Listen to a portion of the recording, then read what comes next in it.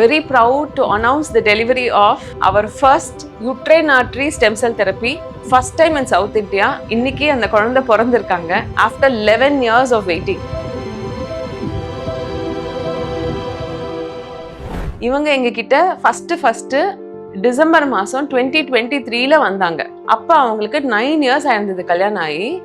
ஒரு 6 தடவை IUI பண்ணி எல்லா டைமும் மென்சஸ் ஆகும்போது மைல்டாக தான் ப்ளீடிங் இருக்கும், ரொம்ப ப்ளீடிங் இருக்காது அப்படின்றது அவங்களோட ஒரு கன்சர்ன். அதுக்காக அவங்க ட்ரீட்மெண்ட் பண்ண ஹாஸ்பிட்டலில் ஏற்கனவே ஹிஸ்ட்ரோஸ்கோபி பண்ணி அந்த அடிஷன்ஸ்லாம் ரிமூவ் பண்ணி ப்ளீடிங் கொஞ்சம் வர வச்சு தான் பேஷண்ட்டை வந்து IUI பண்ணியிருக்காங்க. இவங்களுக்கு ஜனவரி மாதம் நாங்கள் IVF பண்ணி அழகான ஒரு 8 எம்ப்ரியோ ஃபார்ம் பண்ணிட்டோம்.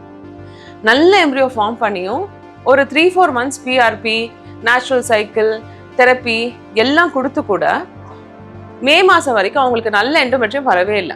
சரி, ஓகே, ஸ்டெம் செல் தெரப்பியை பண்ணிடுவோம் சொல்லிட்டு sub endometrial stem cell therapy, அதாவது ஹிஸ்ட்ரோஸ்கோப் வழியாக போய் யூட்ரஸ்குள்ளார ஸ்டெம் செல் தெரப்பியை இன்ஜெக்ட் பண்ணுறது, இதையும் பண்ணிட்டோம்.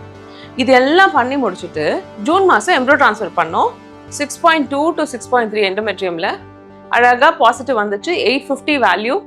அந்த வேல்யூ வந்ததுக்கப்புறம் அவங்களுக்கு 6 வாரம் வரைக்கும் அழகாக குழந்தை போய் ஹார்ட் பீட்லாம் தெரிஞ்சுது. ஆனால் அதுக்கப்புறம் ப்ளீடிங் ஆகி பேபி வந்துருச்சு. இது எங்களுக்கு ரொம்ப வருத்தத்தை கொடுத்துச்சு. பட் ஏன்னா இருக்கிறது எல்லாத்தையும் யூஸ் பண்ணிட்டேனே, சரி ஓகே, ஆனால் ப்ரெக்னென்சி ஆயிருக்கு இல்லையா, குழந்தை ஒட்டிருக்கு இல்லை, அந்த கரு ரொம்ப நல்ல கரு, அதனால ஒட்டிடுச்சு. ஸோ இதை அடுத்த தடவை பண்ணுவோம்னு சொல்லிட்டு திருப்பி எண்டோமெட்ரியம் வளர்க்குறோம். வரவே இல்லை 2 மாதம். சரி ஓகே, செப்டம்பர் மாதம் திருப்பி ஒரு ஸ்டெம் செல் தெரப்பி பண்ணோம். அந்த தடவை உள்ளர அடிஷன் பேண்ட்ஸ்லாம் நிறைய ஒட்டுதல்லாம் நிறையா இருந்துச்சு. அதெல்லாம் கிளியர் பண்ணிட்டு ஸ்டெம் செல்ஸ் போட்டுட்டு ஒரு யூட்ரைன் பலூன் நாங்கள் ஒரு ஸ்பெஷலைஸ்டாக ஒன்று வச்சுருக்கோம்.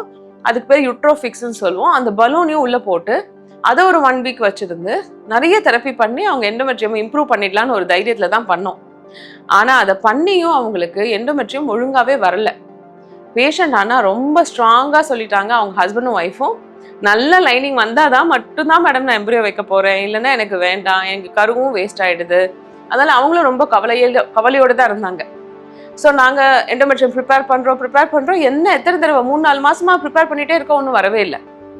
அதுக்கப்புறம் அவங்களும் ஒரு பிரேக் எடுத்தாங்க, நாங்களும் அவங்களுக்கு கொஞ்சம் பிரேக் எடுத்துகிட்டு வாங்கன்னு மெடிசின்ஸ்லாம் நிறைய சத்து மாத்திரை கொடுத்தோம் ரத்த ஓட்டம் இன்க்ரீஸ் ஆகிறதுக்கு. இதெல்லாம் தாண்டி 1 வருஷம் ஆயிடுச்சு. மே மாதம் 2025ல் நாங்கள் புதுசாக ஒரு மெத்தடை பற்றி அவங்ககிட்ட சொல்லியிருந்தேன். என்ன அப்படின்னா, நம்ம இடுப்பு எலும்பு போன் மேரோலேருந்து ஸ்டெம் செல்ஸ் எடுத்து அதை யூட்ரஸ்க்கு மூலமா வைக்காம யூட்ரஸ்க்கு போகிற ரத்த குழாய் யூட்ரைன் ஆர்டரி வழியாகவே வைப்போம் அப்படின்னு சொல்லியிருந்தோம்.